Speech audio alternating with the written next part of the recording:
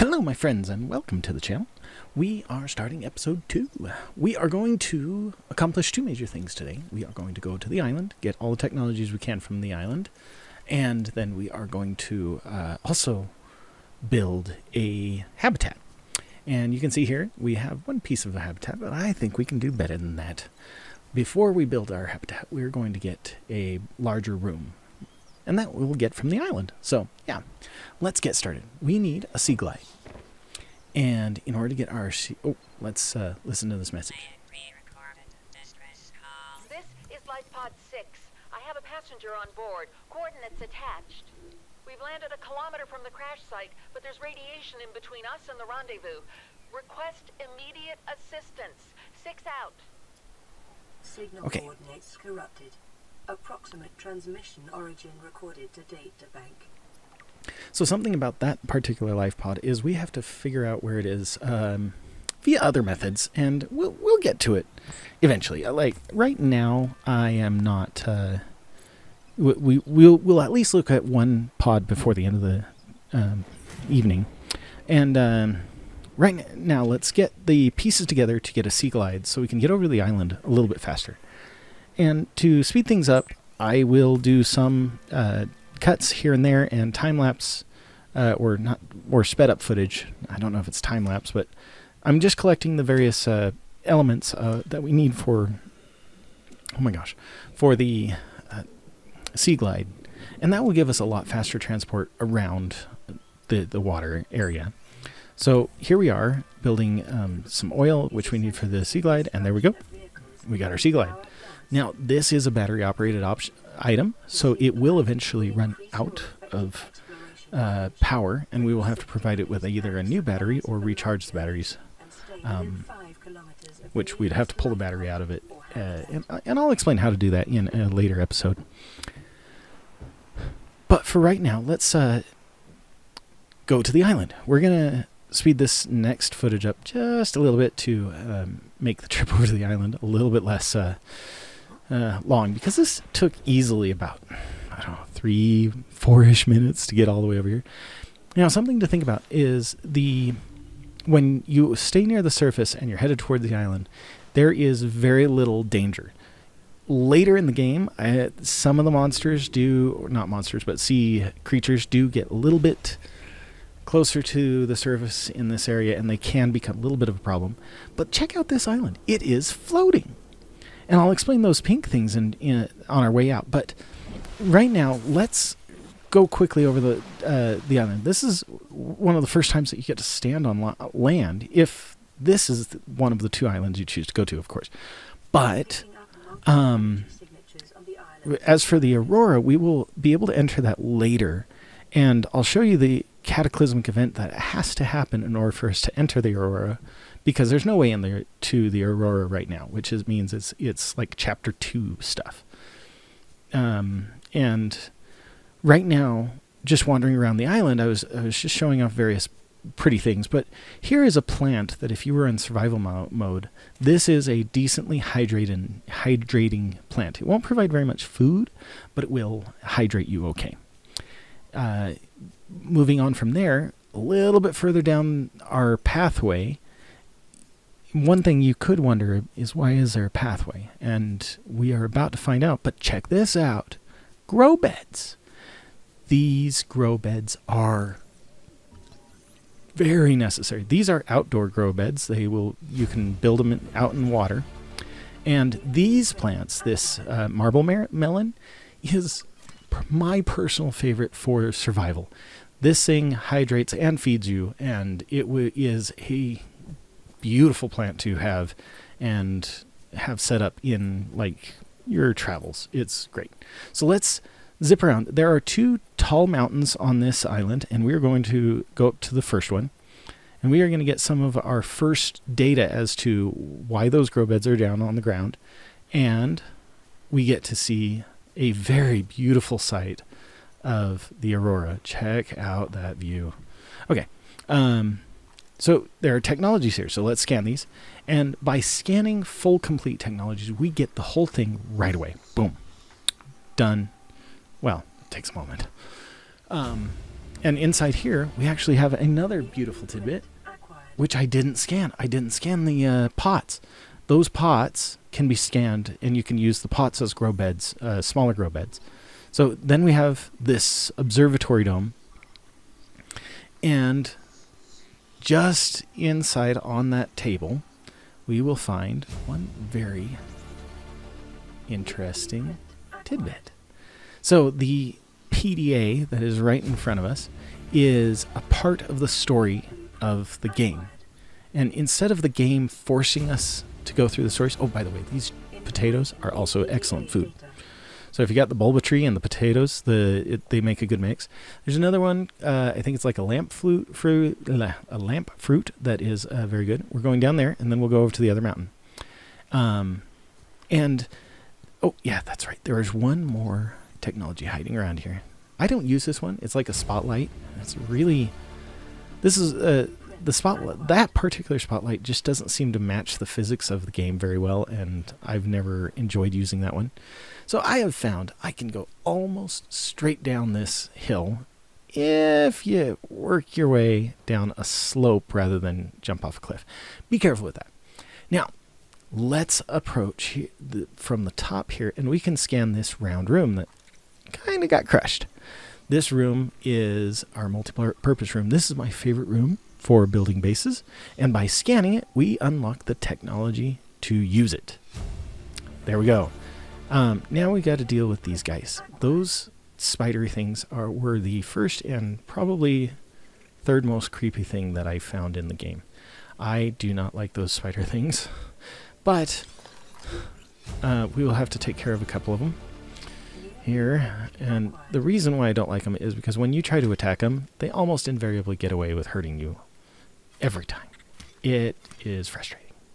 And these things they jump high, they're annoying, they're really hard to hit because their hitbox is so small, but when you finally capture them and you whack them enough, they hold still, and it's very nice. Now, look at this.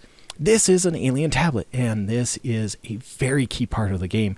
You definitely want to scan these tablets before you pick them up, because you cannot place them back on the ground for some unknown reason.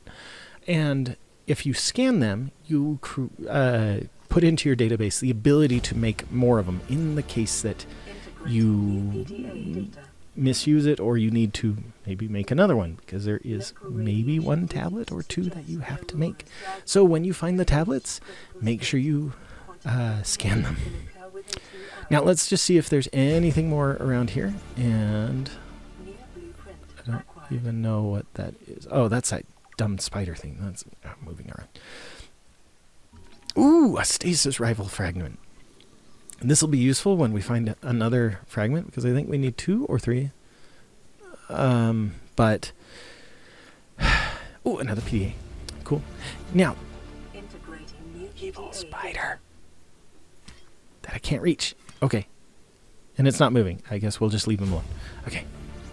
In here, these boxes usually have goodies. In this case, it's an extra battery. That'll be helpful. So, in these ladders, this is one of the funny things. They don't do a climbing animation for the ladder. It's so weird. But, cool. Instantaneous travel to the top. It works. Now let's work our way to the top of the other mountain. So I'll speed this up, and let's go to the mountain. Oh yeah, that's right. The lamp fruit. That's what the lamp fruit looks like. I didn't capture that in normal speed. That's funny. Here we go. And it took me a while to find the pathway to get up here. Like, it was weird. And I fell and almost hurt myself. I got myself stuck in an area, and I was like, oh my gosh, this is not working.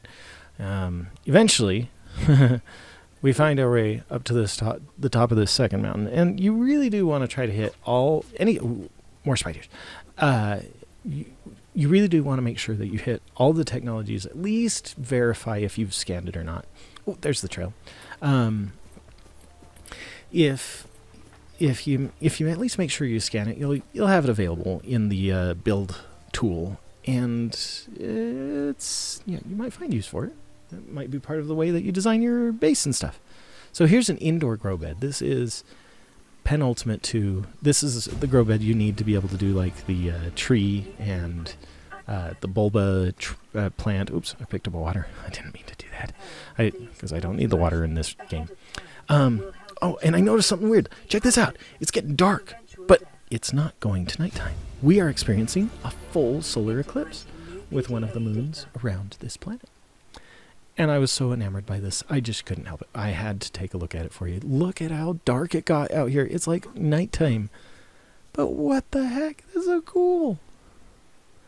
And then the eclipse comes to an end. The fact that they would take the time to model that into the game is super impressive and really, really well done. To the devs, you did a great job. It's awesome. Let's get down the mountain as safely as we can, and we are going to go check out one last artifact on this island before we run away. And that is, there is some alien tech. Yes, that is right. Some aliens, some ancient aliens, are part of the reason why we are here. And we get to see the first of those items upon entering this particular cave. Here we go. Look at that. I love the green color that the devs chose to use for this. It gives it this surreal, old feel, and I love it. And the shape of this arch is spot on. It makes for an awesome sci-fi style. And the cool thing is right here, there is not a lot that we can learn from this. Like, there's no pads, there's no, not pads, but there's no, like, control surfaces. And so for the sake of cliffhangers, I'm not going to tell you what this particular archway does yet. But let's work our way out. Funny enough, the archway is really the only thing that is in this room. Even though there's these weird lights and stuff, you'd think you'd be able to scan those. Unfortunately, this particular scan does not help us with any extra technologies. But it's fun to scan anyway. So these purple things, they are like float fish, and they used to be hand size, but they grew to ginormous size over the course of thousands of years. At least that's the way that the game puts it when you scan them and you read their bio. It's kind of cool. Well, on the way back, this will give you a little bit of an idea of how far or how long it took to travel this distance. But I am going to, let's see here, open the tab, and let's go play some of the Degassi Survivor audio, because these are audio records of these guys. So let's take a look at them. This island is a godsend. Look out of the window. No predators, fresh food. No building materials, nothing left of the ship. And your kid says we're gonna starve without more grow beds. Speak up, kid. It's true, Father. The natural growth rates are too slow to keep supporting us. All I'm saying is ocean's got us surrounded. No use hiding. Sooner or later, we'll get our feet wet. The rest of your life may have been a fight, Maida, but I've made my decision. You want to forfeit your emergency pay to take a swim? Go ahead. Believe me, I'm thinking of it. So a couple of things we gleaned from this is that Altera kind of is a little bit of a strict company. Your emergency pay if you go get wet. I mean, come on, give me a break. And we also hear the voices of 3 characters that are the Degassi survivors. And obviously, there is something amiss in the fact that the facilities we just visited were a little bit old and, like, dusty. So let's listen to another one. Log, 5 weeks since the crash. The only other survivors are my son, Bart, and Maida, the cut-price mercenary I commissioned for the journey. After days drifting in the lifepod, rain hammering on the roof, the weather cleared and we washed up here. I had Maida salvage the Degassi wreck, set Bart to finding us a stable source of food. His education is paying off sooner than I'd anticipated. Our only problem is Maida. She says the weather's going to turn. I say she's finding excuses to risk our lives. I imagine she's not gonna weaken her life without a physical altercation, and she's itching for a fight. In every judgment she makes, things go from bad to worse. If she had my experience, she'd have more faith. Humans have spent millennia specializing in how to shackle nature to our will. This planet won't cause us any new problems. My one task now is to keep us alive, as comfortably as possible, until the insurance company arranges rescue. In this part of space, that could be months, or even years. Okay. Emergency. Quantum detonation. Oh, yeah, I told you about this. We'll go over that in a second. The Aurora, the cataclysmic event that will open up the Aurora is happening right here. This is really cool. 5, 4, 3. Check this out.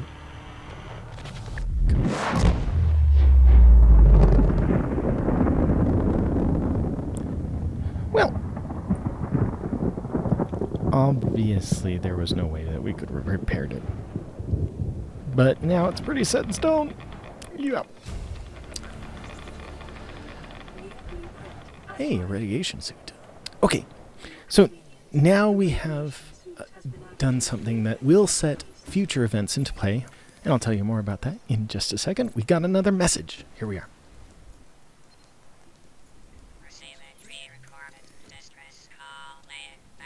This is lifepod 3, uploading our coordinates. We're plugging some holes in our emergency sea glide, so if we're late for the rendezvous, don't panic. Also, don't go home without us. Seriously. Okay, so future events is we need to shut down the Aurora's core because, yeah, you know, obviously if we need to put on a radiation suit, which thank goodness they automatically put it on. That's so nice. I can't tell you.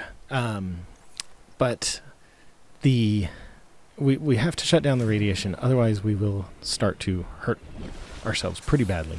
And we will see as we get closer to the Aurora that the radiation has already done some significant damage.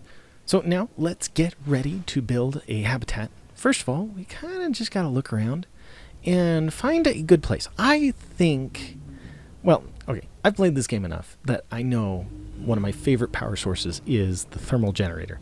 So having a base nearby this geyser is really nice because later in the game, the thermal generator will have a lot more power, and I like to have it over the edge of this cliff. So let's set this up, which, funny enough, it requires like 6 titanium to make this, and there is some things about these habitats that you need to be very aware of. One, obviously we can't get in right now, so we need a hatch, and every time you put something onto it, if you notice in the top left, it says that the strength just went down just a little bit. If that strength hits 0 or goes below 0, our facility will start to flood and break down. As long as we keep the strength above 0, we should be good. Hey, another message. Here we go. This is Ozzy from the cafeteria. What the hell, guys? They didn't warn us this might happen. Our pod was almost crushed by this Seamoth Bay on the way down. Now we're hanging on the edge of a cave system, and this grim-looking snake thing's trying to eat through the hull. Come get us already. So, we have one of our first beacons that actually helps us find these pods. Some of them we will have to just guess. In this initial period, I think let's just work on getting some of the basics for our base, because right now we don't have power, we don't have air in there. Yeah, luckily, I mean, it's already devoid of water somehow. I don't know how that actually works out, but we do need to provide it with water, not water, but air and electricity of some sort. So we have some solar panels we can build and that's what I was looking for, some crystal, because we need that for the solar panels, and we need to be able to make the pure air collector, which will just convert the air that's in water to air that we can breathe. And you saw there the first time that I actually got lost. I couldn't find this place, and it amazes me sometimes that this is not a mapped game. Like, there's no internal map for the game. So that's our little air provider, and you only really need one, which is kind of funny, for the base.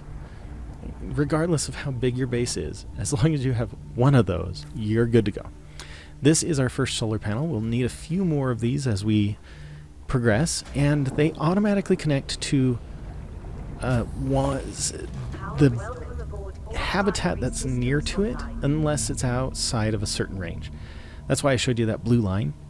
And now that we have power, and we are just shy of a couple of titanium to build a one of those, I can't remember what it's called, the device that helps us make things. Forgive me, my terminology sucks sometimes. There we go. We'll build this. And we can build a radio too. That'll be nice.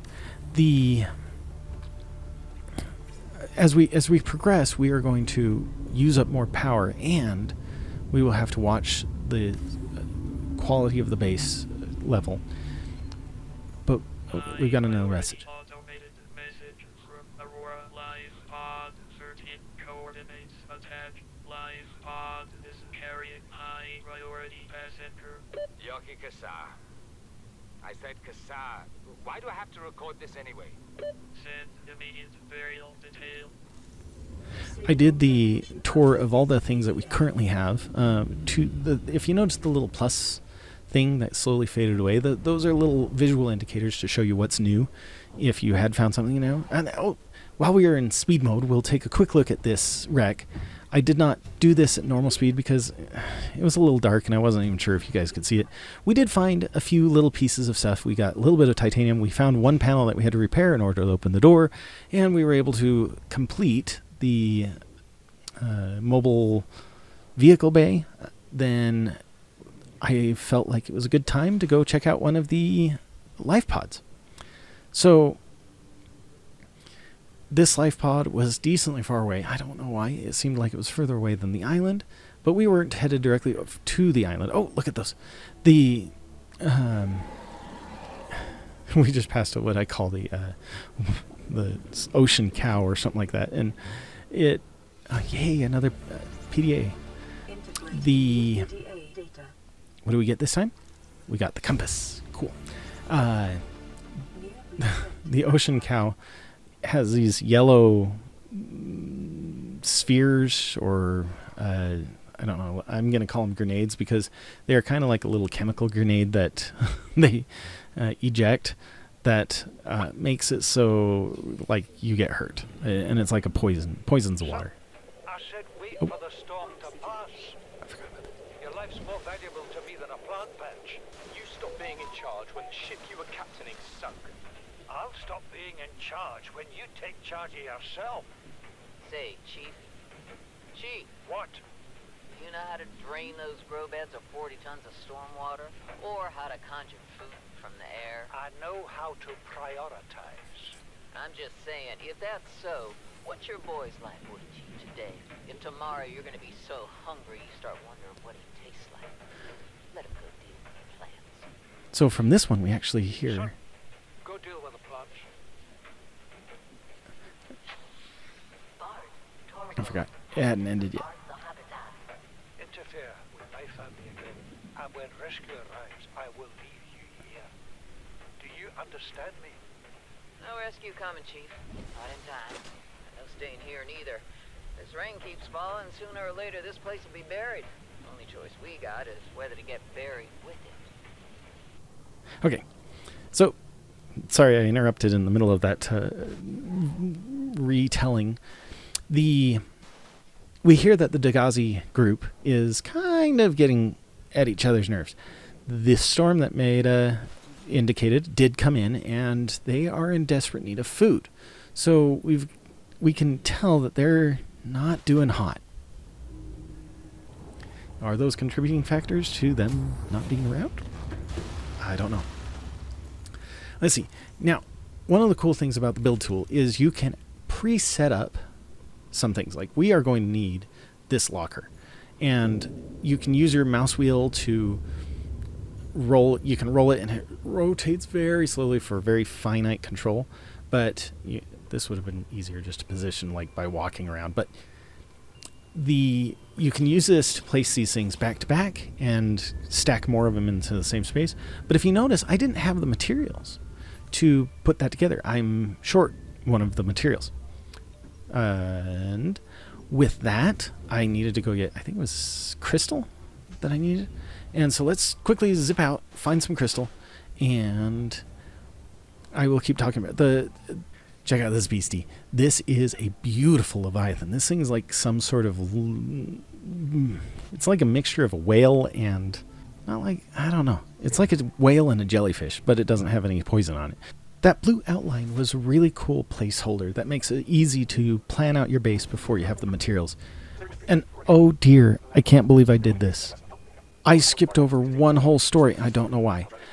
The story that just barely played out in super speed was there is a rescue ship that caught onto the emergency broadcast from the Aurora. They don't really believe it's true, and they are like, hey, look, we're a little ways away. We'll be there in 2 weeks-ish. So please hang tight, whatever. And they complain about the fact that Altera is going to take over their efforts. Hey, look, we can finish the locker. Now that we have the supplies. Now, with the locker, we can move stuff over and just clear out our inventory. Later on, it will be useful for us to rearrange our lockers so that they're more specific to various tasks. And it'll work out. It gets very complicated with all the resources that you got to have. But once you know where you're putting your stuff, yeah, it works out pretty well. I like it. Here we go. We need... What was it that we needed? You know? I realize, you know what? We're good. We need to just call it good for this time. Thank you so much for joining me on this video. We now have a habitat. And it's giving us air. It's maintaining power. Usually the power should go down at night, but maybe we're not drawing enough power to really make it matter. We've got some useful things like the grow beds, and we've got this aquarium. I don't remember scanning an aquarium, but we've got this wall planter that does nothing useful. You'd think that it would provide air or something. Yeah, whatever. Okay. And we've got a few of the extra stuff. This armor plate will come in handy when we need to reinforce the base without... Well, as we expand it, we will have to reinforce parts of the base. And we will be able to do this. So, join me next time. See you later. Bye-bye.